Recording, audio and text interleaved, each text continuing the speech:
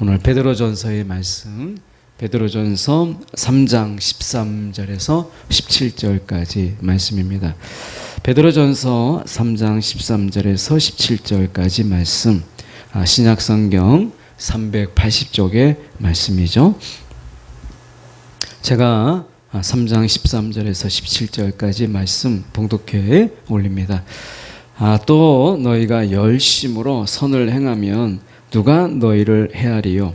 그러나 의를 위하여 고난을 받으면 복이 있는 자니 그들이 두려워하는 것을 두려워하지 말며 근심하지 말고 너희 마음에 그리스도를 주로 삼아 거룩하게 하고 너희 속에 있는 소망에 관한 이유를 묻는 자에게는 대답할 것을 항상 준비하되 온유와 두려움으로 하고 선한 양심을 가지라. 이는 그리스도 안에 있는 너희의 선행을 욕하는 자들로 그 비방하는 일에 부끄러움을 당하게 하려 함이라. 선을 행함으로 고난받는 것이 하나님의 뜻일진데 악을 행함으로 고난을 받는 것보다 나으니라. 아멘.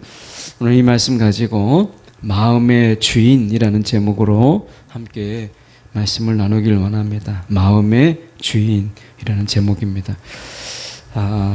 원래 하나님이 세상을 지으시고 사람을 지으실 때에 갈배대에 의하면 우리가 하나님을 찾고자 하는 마음을 우리 가운데 두셨어요.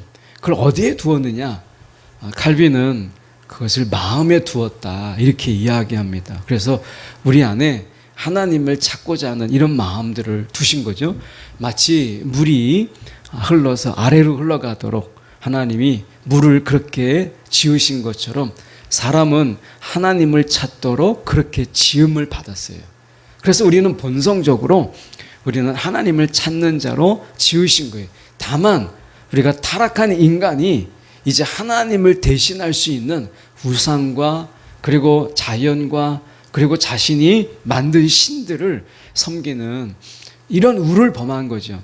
그러나 근본적으로 자기보다 더 초월적인 어떤 존재 그리고 자기보다 더 우월한 존재를 우리가 만들든지 아니면 있는 것을 섬기든지 해서 그것을 섬기도록 하는 어떻게 보면 우리가 그런 종교적 인간이라고 할 수 있죠.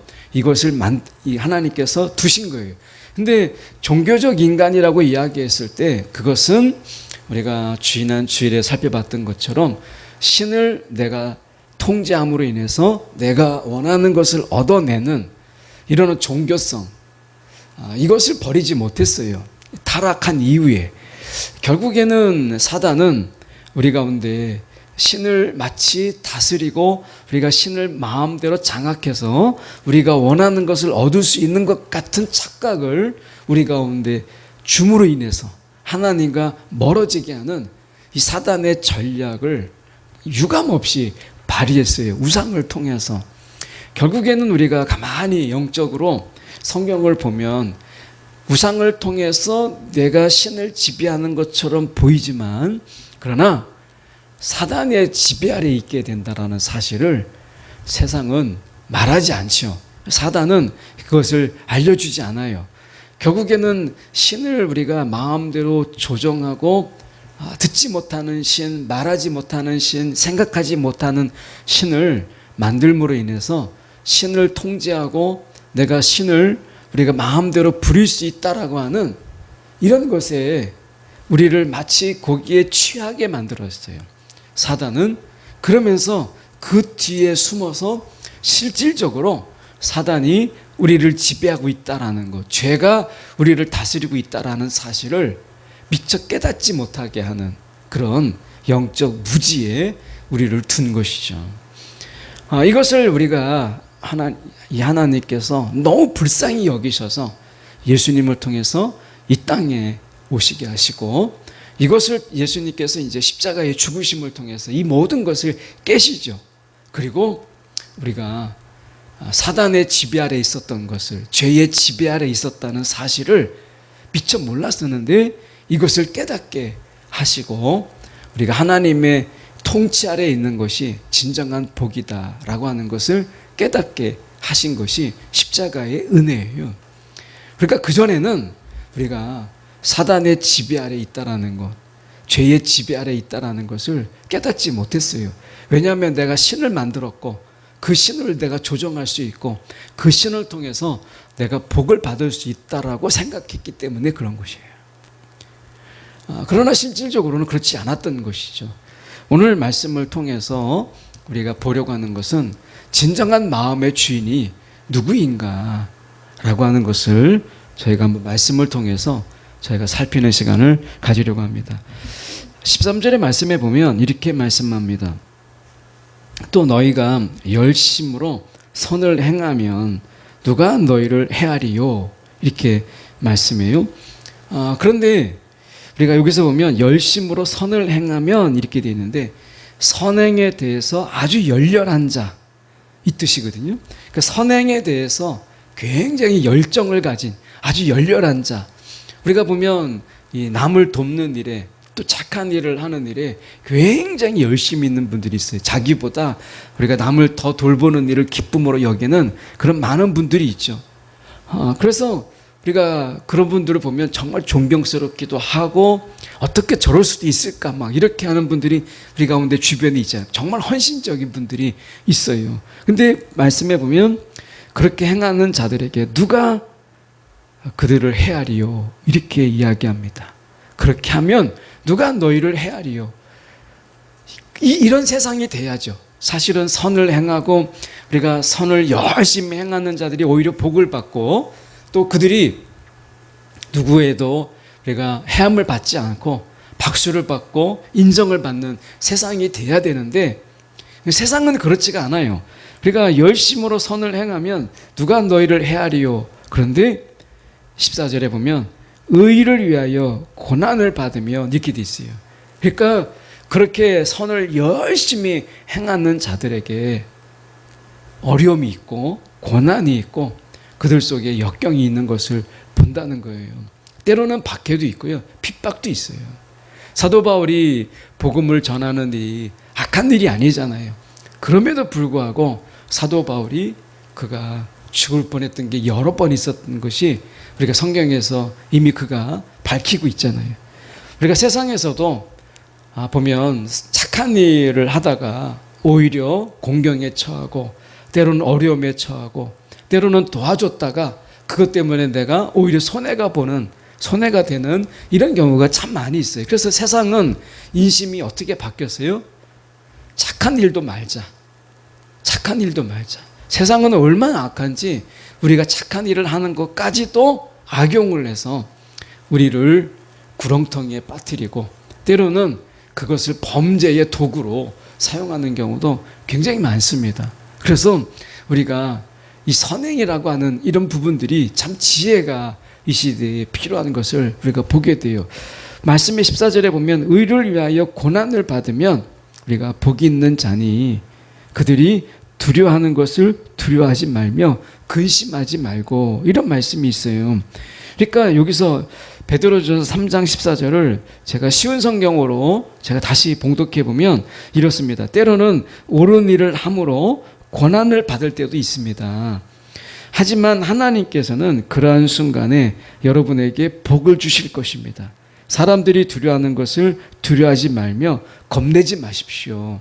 그러니까 베드로가 이야기하는 게 뭡니까? 우리가 옳은 일을 하고 그리고 선한 일을 할 때 손해를 봐요. 세상에서는 분명히 손해를 봅니다. 그런데요, 넓게 보면 합력하여 선을 이루신 하나님께서 내가 옳은 일을 하고 선한 일을 하다가 내가 고난을 당하고 손해를 보고 어려움을 당할 때 당장은 내가 그게 손해예요. 그런데 좀 넓게 보면 나중에 하나님께서 그것을 채우시고 넘치게 하시고 풍족하게 하시는 것을 보게 됩니다. 우리가 하나님께서 말씀하시는 게 뭐예요? 가난한 자에게 주라. 이 가난한 자에게 내가 주는 것이 하나님께 내가 꾸이게 하는 것이다. 그럼 하나님께서 어떻게 한다는 거예요? 하나님을 꾸이게 하셨으니까 하나님이 그냥 내가 받은 것 그냥 그대로 주시겠어요. 이자까지 더해 주시고 더 풍성하게 주시는 것이죠. 그래서 우리가 당장은 내가 손해예요. 우리가 하나님 앞에 예물을 드리는 것도 내가 가지고 있는 것을 하나님께 드리는 것이기 때문에 당장의 시선으로 볼 때는 우리가 손해예요. 그런데 넓게 보다 길게 보면 하나님께서 나의 것을 드렸지만 그러나 하나님이 그것을 채우시고 때로는 넘치게 하시는 것을 보게 돼요. 그래서 우리가 하나님 앞에 우리가 인색함으로 드리지 않는 거예요. 기쁨으로 드리는 거예요. 왜냐하면 내가 드릴 수 있다는 것은 하나님께서 처음부터 내게 이 모든 것을 다 주셨기 때문에 내가 하나님께 드릴 수 있는 것이죠. 제가 지금 돌아보면 처음 사역지에서 제가 사역을 할 때 처음 사례비가 그때 당시에 한 30만 원 정도 됐어요. 그때 뭐 30만 원으로 용산에서 석천동까지 사역을 했기 때문에 교통비도 제대로 안 나올 때도 있었어요. 그러니까 늦게까지 있다가 또 가고 막 하다 보면 어떨 땐 택시도 타고 그렇게 다녔던 때가 있었는데 돌아보면 그 돈도 정말 아깝죠.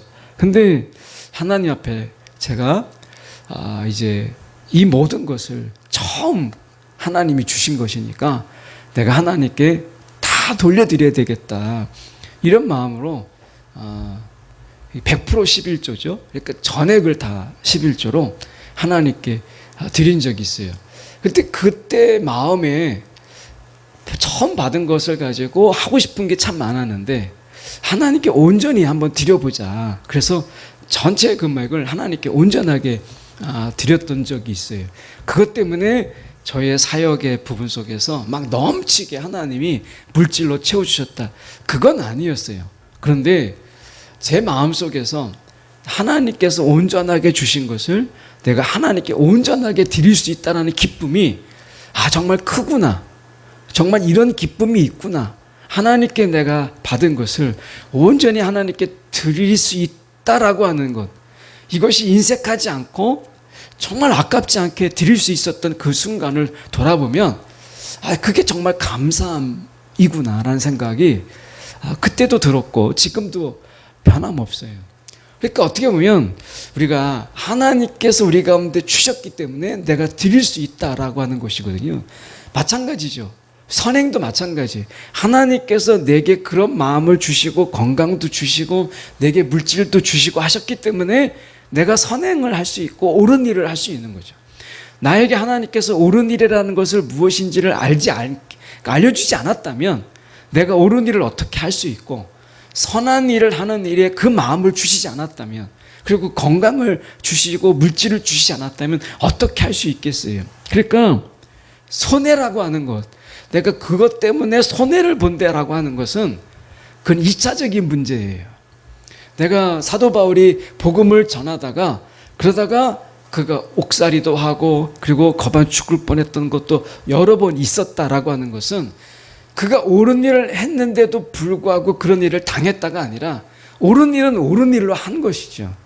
그러니까 옳은 일을 할 수 있다라는 것, 복음을 전할 수 있다라는 것, 하나님의 신비를 전할 수 있다라는 것에 대한 그 감사, 그 감격은 나중에 그가 옥에 갇히고 죽을 뻔했던 것으로 인해서 결코 감사하거나 아니면 그것 때문에 희석되지 않아요.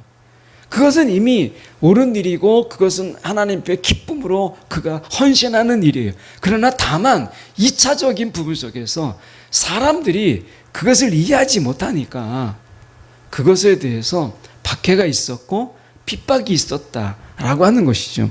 그러니까 그것 때문에 옳은 일을 그만두거나 그것 때문에 옳은 일을 해서는 안 된다라고 생각하는 것은 우리가 나눠서 생각해야 될 부분을 너무 같이 연결해서 보는 게 아닌가라고 하는 거예요.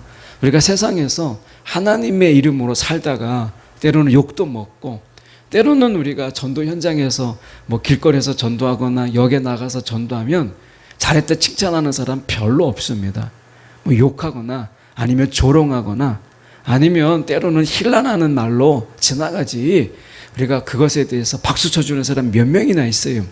그렇다고 해서 내가 복음을 전하는 것을 부끄러워하거나 내가 복음을 전하는 것이 옳지 않다 이렇게 말할 수 없잖아요.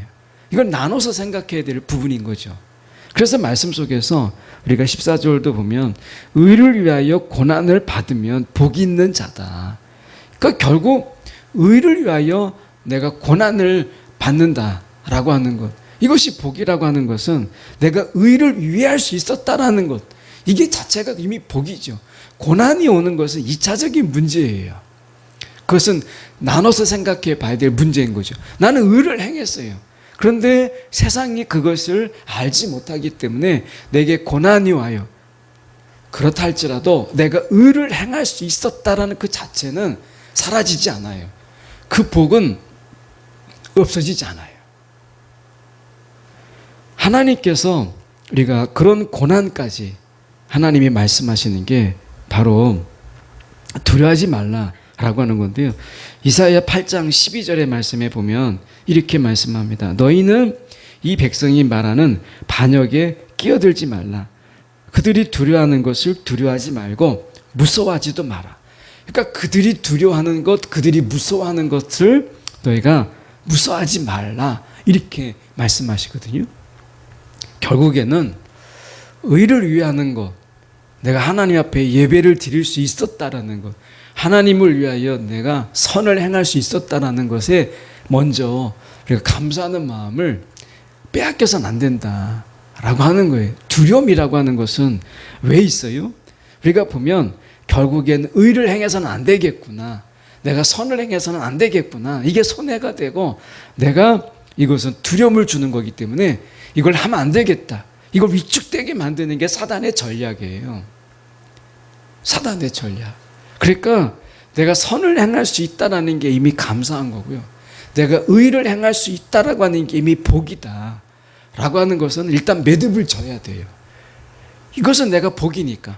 다만 내게 고난이 있어요, 어려움이 있어요, 손해가 있어요, 때로는 사람들의 조롱과 이런 것이 있어요. 지금 말씀해 보시면 우리가 이렇게 말씀해 16절에 보면 욕하는 자들, 16절 하반절에 보시면 선행을 욕하는 자들, 이 욕이라고 하는 것은 모욕을 이야기합니다.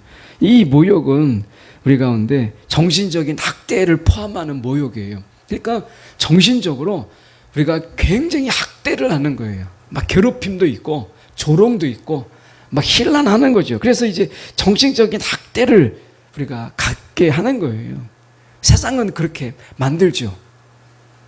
그래서 우리의 멘탈을 약하게 만들어요. 야, 착한 일을 해도 야, 소용이 없어. 정말 하나님 앞에 의를 행하는 건 야, 이건 정말 손해보는 일이야, 이렇게 만든다는 거예요. 정신적인 학대, 다시 말하면 우리의 믿음의 이 멘탈, 이 믿음의 멘탈을 약하게 만드는 게 지금이나 전이나 사단의 전략이에요. 사단의 전략. 여러분, 믿음의 멘탈을 강하게 하세요. 멘탈을 강하게 하셔야 돼요. 우리가 이 멘탈이, 우리가 애들이 보통 쓰는 말 중에 멘붕이라는 말이죠. 멘탈 붕괴. 멘탈이 붕괴되는 거예요.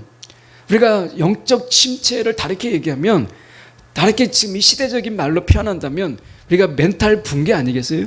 그래서 정말 하나님 앞에 의를 행하고 내가 하나님 앞에 선을 행한다라고 하는 이 분명한 믿음이 이제 무너지는 거예요. 이 멘탈이 붕괴되어 버리는 거예요.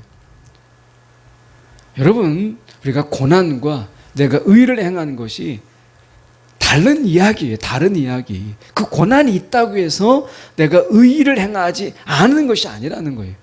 내가 잘못 행했다라는 것을 말해주는 게 아니라는 것이죠.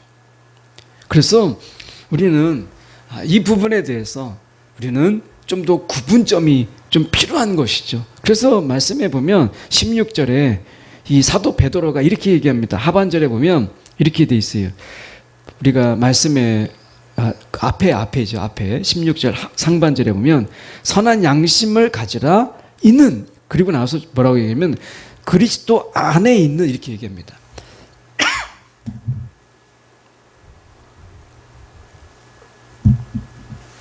그 말씀에 보면 그리스도 안에 있는 이 말의 의미가 어떤 의미냐면 이 태도에 대한 변화, 새로운 변화, 생활 태도에 대한 이 새로운 변화를 담고 있어요. 이 뜻 안에. 그러니까 결국에는 우리가 그리스도 안에 있다라고 하는, 우리가 멘탈이 무너져 갈 때 다시 한번 붙잡을 수 있는 게 뭐냐면 내가 세상 안에 있는 것이 아니라 나는 그리스도 안에 있다 라는 거예요. 내가 그리스도 안에 있다. 잊지 마십시오. 우리는 세상을 살고 있지만 우리는 세상 안에 있지 않아요. 그리스도 안에 있다. 이거예요. 그리스도 안에. 이 자체가 우리에게 사도 베드로가 얘기하는 게 뭐냐면 엄청난 이 생활의 이 태도에 대한 변화, 이거를 가져온다는 거예요. 이 태도의 변화는 결국 뭐예요? 세상에 있지 않고 나는 그리스도 안에 있다. 이거예요. 내가 그리스도 안에 있다. 우리가 살면서 내가 어디에 있는가 라고 하는 이 소속감뿐만 아니라 내가 지금 어디에 있는가라고 하는 자기 현재 그 위치, 이 부분에 대해서 우리가 가끔 잊어요. 오늘도 제가 지하철을 탔는데 지하철을 딱 내리다 보면 지도가 나옵니다. 그 지도를 이렇게 유심히 보면 항상 있는 게 뭐냐면 지금 위치, 그게 나와요. 내가 지금 어디에 있는가, 이게 중요한 거거든요. 어디에 있는가. 여러분 어디에 있어요? 세상 안에 있습니까? 아닙니다. 내가 지금 어디에 있는가? 그리스도 안에 있다. 사도 베드로는 우리 가운데 의를 행하고 선을 행하고 하는 가운데 두려워하지 말아야 될 이유, 그것에 대해서 이야기할 때 우리가 지금 어디에 있는가 라고 하는 자기의 위치, 이것에 대해서 이야기하고 있어요. 우리가 물론 세상에 있죠. 세상에 노원구에 있고 상계동에 있어요. 그런데 정말 우리가 영적인 주소, 영적인 그 어드레스를 본다면 우리가 어디에 있느냐라고 얘기했을 때 우리는 그리스도 안에 있다라는 거예요. 그리스도 안에. 그리스도 안에, 그리고 성령 안에 우리가 있는 거예요.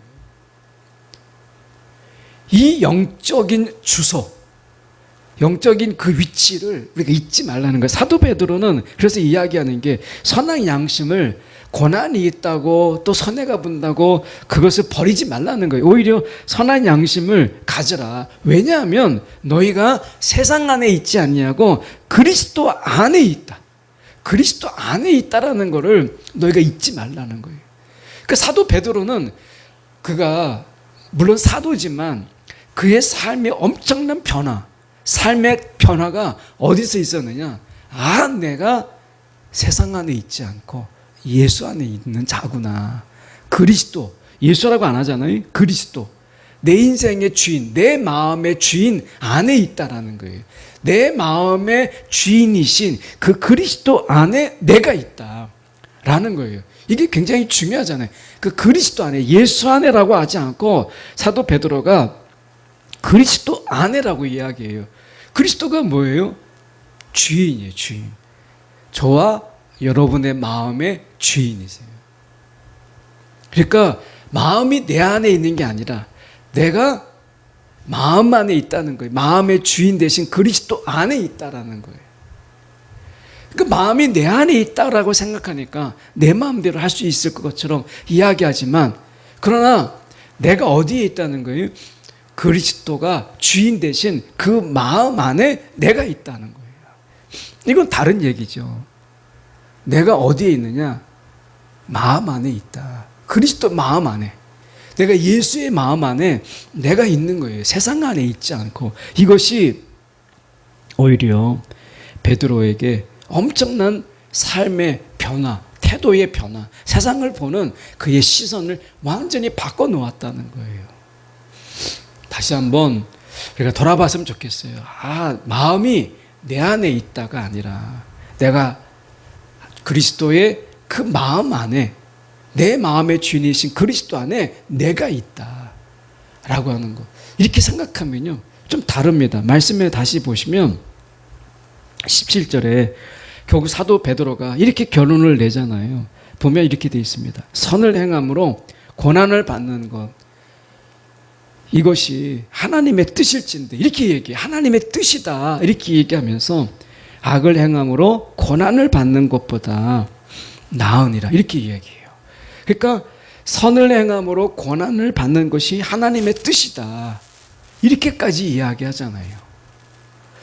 저는 이 말씀 속에서 베드로가 보여주는 이 또 다른 표현을 저희가 주목하고 싶은데요. 말씀의 16절입니다. 16절에 15절을 먼저 보고 16절을 좀 보죠. 15절에 보면 너희 마음에 그리스도를 주로 삼아 이렇게 돼 있어요. 너희 마음에 그리스도를 주로 삼으라. 그리스도를 우리가 주인으로 삼으라는 거예요. 내가 우리의 마음의 주인인 것처럼 그렇게 하면 내가 마음에 막 결정을 해야 되고 마음의 선택을 해야 되고 마음의 갈등 속에서 내가 뭔가를 결정해야 되죠. 근데 내 마음의 주인은 이미 그리스도예요. 이것으로 인해서 결국엔 내 마음의 모든 결정이 그리스도께서 하시는 거예요. 우리가 신앙의 갈등과 또 신앙 안에서 수많은 선택 속에서 우리가 주저함이 되고 갈등하는 가장 중요한 이유가 뭐죠? 내가 마음의 주인이라고 생각을 하는 거예요. 근데 사도 베드로는 다혈질적인 인물이면서 그가 굉장히 어떻게 보면 즉흥적인 결론을 내린 그런 인물이잖아요. 그런데 그가 뭐라고 얘기했냐면 마음에 그리스도를 주로 삼으라는 거예요. 내 마음의 주인은 그리스도다. 이렇게 되는 거죠. 그렇게 되면 내 마음을 막 결정하고 막 갈등 가운데서 이렇게 할까 저렇게 할까 할 필요가 없어요. 그리스도가 내 마음의 주인이니까 주님께서 원하시는 것이 내 마음의 결정인 거예요. 그래서 그는 이렇게 이야기합니다. 소망에 관한 이유를 묻는 자에게 대답할 것을 항상 준비해라. 이렇게 이야기해요.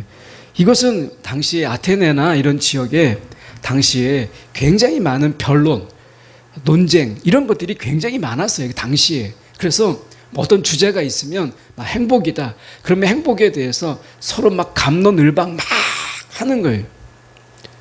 그래서 에피쿠로스 학파는 행복이 최고의 진리였잖아요. 그러니까 행복을 가지고 에피쿠로스 학파가 막 논쟁을 하는 거예요.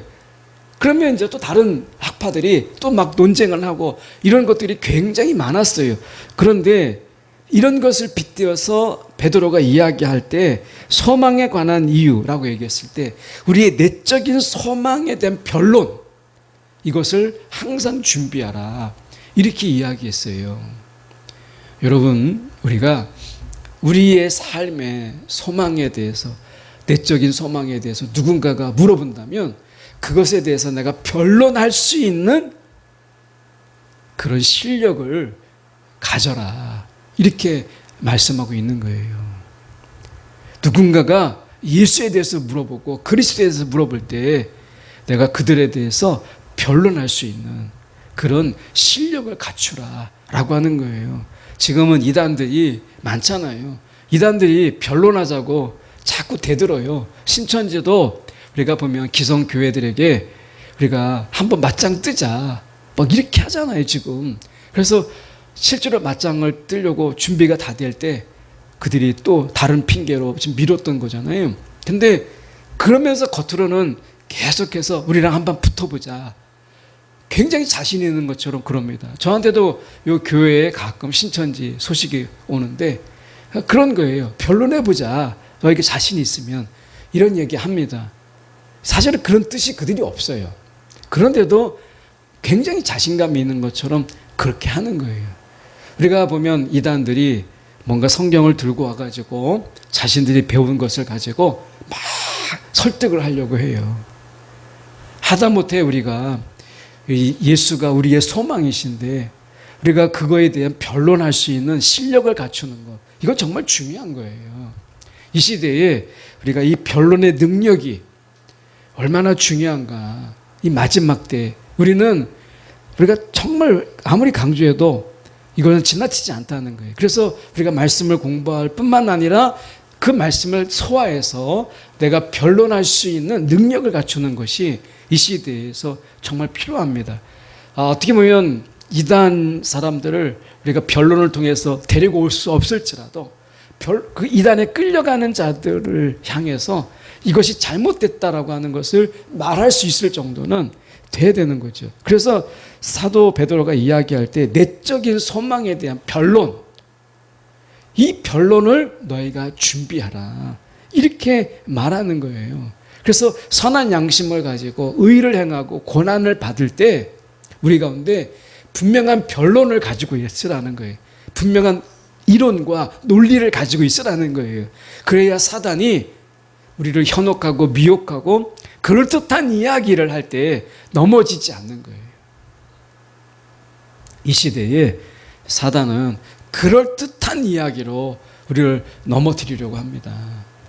그래서 우리는 그것에 대해서 변론할 수 있는 그러한 영적인 능력을 우리 가운데 갖춰야 된다라고 이야기해요. 마지막으로 우리가 말씀을 보면 16절에 그래서 이렇게 말씀합니다. 선한 양심을 가지라. 말씀 속에서 그리스도 안에라는 말은 정말 중요한 부분이에요. 그리스도 안에. 저는 말씀의 결론을 이렇게 낼 때 결국에는 마음의 주인이 누구냐. 마음의 주인이 누구냐. 이거는 이미 사도 베드로가 결론을 냈어요. 15절에 너희 마음에 그리스도를 주로 삼으라. 이렇게 이야기해요. 오늘 우리의 마음의 주인이 누구인가 라고 하는 것. 이것은 우리가 삶 속에서 내가 그리스도 안에 사느냐 세상 안에 사느냐로 결정이 납니다.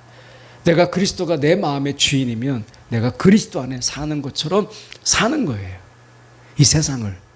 그런데 그리스도가 내 마음의 주인이 아니라 그렇게 말은 하지만 내가 내 마음의 주인이 될 때는 세상을 살아갑니다. 세상 안에서 세상을 살아가요. 오늘 마음의 주인이 누구인가에 따라서 그리스도 안에 사는 삶이 있고 세상 안에서 살아가는 삶이 있어요. 여러분 어떤 삶을 살기를 원하십니까? 오늘 이 세상에서 우리가 손해되고 때로는 고난도 있고 그렇지만 그러나 그 속에서 우리가 분명한 하나님의 분명한 이 영광 17절에 결론을 냈잖아요.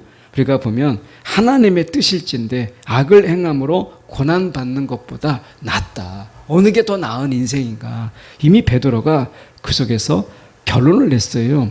그래서 오늘 우리의 삶 속에서 우리의 마음의 주인이 누구인가를 끊임없이 묻고 그리고 그 주인, 마음의 주인 된 그분 안에서 살아가고 있음을 또한 인정하고 고백하는 저와 여러분의 삶이 되기를 간절히 소망합니다.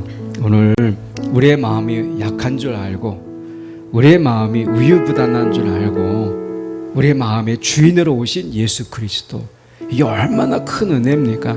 우리는 선을 행하다가도요 조금만 어려우면 야 이거 내 하지 말아야 되겠다. 의를 행하다가도 고난이 오면 야 이거 바르게 살 필요가 없어. 이건 내 손해인데 우리는 그렇게 우리의 마음이 변죽 끓듯이 그렇고 우리의 마음이 너무 약한 거예요. 이걸 아시고 주님께서 우리 가운데 오셔서 마음의 주인 되어 주셨어요. 이게 얼마나 은혜입니까? 이게 우리의 소망이고 우리의 또한 큰 은혜예요. 우리 이 시간 함께 기도할 때 사도 베드로처럼 우리가 그리스도 마음의 주인 되신 그리스도 안에서 세상 안에서 살지 않고 그리스도 안에서 하나님 넉넉하게 살아가게 하여 주시옵소서. 오늘 우리의 마음이 주인이 주님이시기에 우리의 마음은 약하지 않음을 고백하며 오늘 주님 안에서 넉넉하게 살아가게 하여 주옵소서. 우리 함께 이 시간에 우리가 기도하겠습니다.